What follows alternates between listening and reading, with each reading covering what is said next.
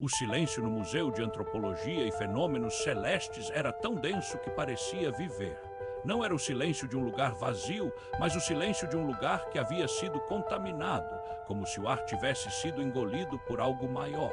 As luzes do corredor principal piscavam em intervalos irregulares, como se o próprio sistema elétrico estivesse se esforçando para manter a farsa de normalidade.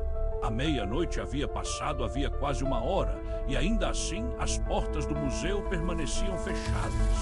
Não porque houvesse alguém lá dentro, mas porque ninguém, desde a última equipe de limpeza, havia mais se atrevido a tocar em seus painéis de controle. Ouviu-se um som, não um ruído alto, não um estrondo, nada que fizesse os vidros tremerem, só um som que não pertencia ao mundo, como se um fio de voz, frágil e distorcido, tivesse sido arrancado de algum lugar entre as frestas do templo. Foi o técnico de som, Rafael, quem o ouviu primeiro. Ele estava no setor de arquivamento, revisando os últimos registros de áudio do dia. Trabalhava sozinho desde o fim do turno, porque o supervisor havia saído do país e ninguém queria assumir o controle da sala de gravação após o incidente no pavilhão de objetos da Amazônia, o que acontecera 2 semanas antes. Naquele dia, um dos funcionários, um jovem chamado Mateus, havia entrado na exposição e saído com os olhos arregalados, murmurando coisas em línguas que ninguém conseguia identificar. Ele morrera na ambulância, com o rosto embotado, como se tivesse sido submerso em gelo por dentro. A autópsia revelou nada. Nada de lesões, nada de substâncias, nada. Apenas um cérebro intacto, mas com padrões de atividade elétrica que não se pareciam com nada do que o mundo conhecera. Rafael não acreditava em fantasmas. Era um homem de números, de frequências, de espectros sonoros. Acreditava no que os microfones captavam. Mas naquela noite, quando o sistema de gravação automática da sala de controle disparou, ele sentiu algo que não era físico. Sentiu que o ar havia mudado. Não era frio, não era quente. Era como se o ar estivesse vivo, pesado, denso, como se tivesse sido escovado com alguma coisa que não existia no planeta. O arquivo estava em um diretório chamado Testes de Sensibilidade Pós-Meia-Noite. Normalmente, Rafael não olhava para esses arquivos. Eles eram temporários, gerados automaticamente pelo sistema de monitoramento, desligavam-se em 5 minutos. Mas naquela noite, o sistema não desligou. O arquivo continuou gravando. Ele clicou para ouvir. No começo, só havia silêncio. O tipo de silêncio que parece gritar. E então algo se moveu no som, uma vibração como se o microfone estivesse dentro de um corpo que respirava. Depois uma voz não humana, mas algo que tentava imitá-lo. Uma voz que soava como se viesse de dentro da própria memória, como se o ouvinte já tivesse ouvido aquilo antes, em algum sonho esquecido. Era uma frase repetida em ciclos infinitos. Não são os olhos que veem, são os ouvidos que escutam. Rafael tirou os fones, sua mão tremia. Ele olhou para o relógio, 00H17. O arquivo estava gravando a 17 minutos. O sistema só deveria gravar por 5. Ele voltou ao painel e verificou os logs. Nada. O sistema não havia sido acionado manualmente. Nada de alarmes, nada de falhas. A gravação havia começado sozinha. Ele ligou o microfone interno para verificar se havia alguém na sala. Nada. Os sensores de movimento estavam desligados, mas os do corredor ainda funcionavam. A imagem do monitor mostrava apenas o túnel de luzes piscando no fim do corredor principal. Ninguém, nada. Mas quando ele olhou para o monitor de novo, viu uma figura, uma silhueta parada no fim do corredor, alta, esbelta, imóvel, não se movia, não tinha rosto. Mas Rafael sentiu que estava olhando para ele. Sentiu o olhar, não era físico. Era como se o próprio pensamento tivesse sido puxado para fora do crânio e colocado dentro de um olho que não existia. Ele apagou o vídeo, o monitor ficou em branco, a imagem voltou a ser o corredor vazio. Mas agora, quando ele escutou o arquivo novamente, a voz mudara. E você escutou, agora você sabe, o som não é do mundo, o som é do lugar onde o mundo se esqueceu.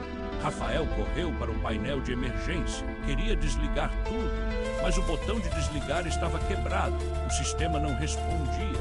A luz do monitor piscou uma vez e então o vídeo voltou. A figura estava mais perto.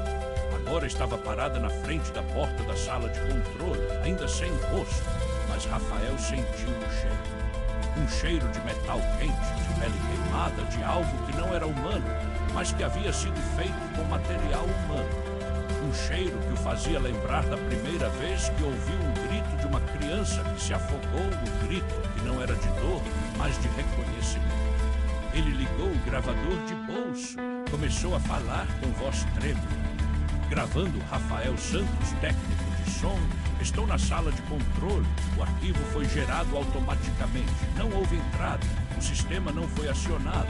Um som que não deveria existir. Ele falou, ele disse que eu estava escutando. E agora ele está aqui. A gravação parou, o gravador ficou mudo. Rafael olhou para o monitor. A figura ainda estava lá, mas agora ela estava se movendo, não caminhava. Movia-se como se o chão fosse água, como se o tempo se esticasse em torno dela. Ela levantou a mão e Rafael entendeu. Ela não estava tentando entrar, estava tentando dizer algo. Algo que não podia ser dito com palavras. Porque o som era a mensagem. E então o gravador voltou a funcionar. O arquivo do microfone interno continuava gravando, mas agora, em vez de música ou ruído de fundo, havia uma voz que não era a dele. Eu estou aqui, dizia a voz, não como você pensa, não como o mundo pensa. Eu sou o que escuta antes de ser ouvido, eu sou o que vê antes de ser visto. O som é meu nome, o som é meu corpo. Rafael não conseguia gritar, não conseguia respirar. Sua garganta estava seca, como se tivesse estado em um deserto por anos. Ele olhou para o gravador, a luz vermelha piscava, o arquivo estava gravando, mas não havia mais nada no microfone, só silêncio. Então o som voltou. Dessa vez era mais claro, mais profundo, como se viesse do chão, do teto, das paredes, como se a voz não viesse de um lugar, mas do próprio espaço. E você escutou, disse a voz, agora você é parte do som. E Rafael entendeu. O que ele tinha ouvido não era um som que saía do mundo, era um som que entrava, um som que viera do lugar onde o mundo não existia, um lugar que não tinha nome, um lugar que não era feito de matéria, mas de ausência. O silêncio voltou, o monitor ficou escuro, o gravador parou, tudo parou. Mas ainda havia um som, na cabeça de Rafael. Um som que não era de ouvido, era de dentro. E ele começou a entender não com a mente, mas com o coração, com a alma, com algo que não era ele. O som era eterno e ele estava dentro dele. O museu ficou fechado por 3 semanas.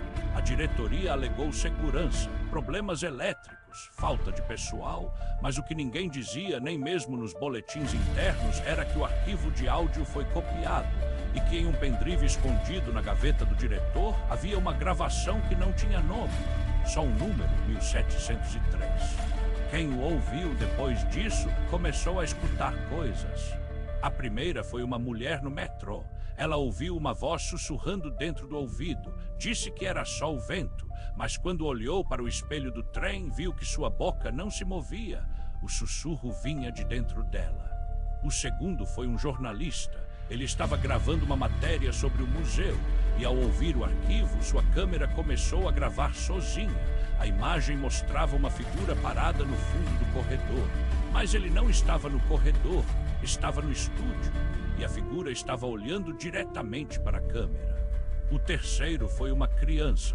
Ela acordou no meio da noite e disse, com a voz calma, que ouvia um som que ninguém mais ouvia. Um som que não era de música nem de vento. Era um som que chamava seu nome. E o som era sempre o mesmo. E não são os olhos que veem, são os ouvidos que escutam. E então, no 4º dia após o retorno do museu, uma nova gravação foi encontrada no sistema central. Um arquivo sem nome, sem data, sem origem. O som começou. E dessa vez ele não era apenas um som, era uma voz que não era humana, uma voz que não era de nenhum planeta, uma voz que não deveria existir. E na voz havia uma mensagem. E você me ouviu, agora você é parte do som. E no fundo do arquivo, quase imperceptível, havia um segundo som. Um som que não era ruído, não era música, era uma respiração que não pertencia a ninguém, mas que aos poucos começava a parecer com a sua. O museu ainda está aberto, a entrada é gratuita. Os guias ainda explicam o que há nas vitrines. Os visitantes ainda tiram fotos. Alguns dizem que ouvem algo quando estão sozinhos. Alguns dizem que sentem o ar mudar. Alguns dizem que, às vezes, na meia-noite, o silêncio é tão denso que parece que o mundo está esperando. E lá no fundo, no setor de arquivamento, há um antigo gravador de fita. Ele está desligado, não tem energia, não tem fios. Mas às vezes, quando alguém passa perto, ouve um som. Uma respiração, um sussurro e uma voz que diz: "Eu estou aqui."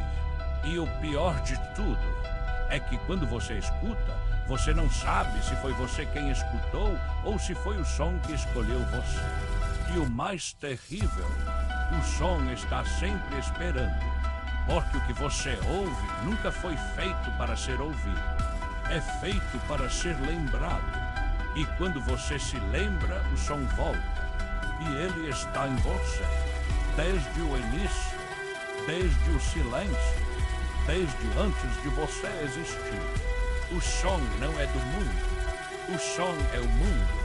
E ele está escutando. Você só não escuta ainda.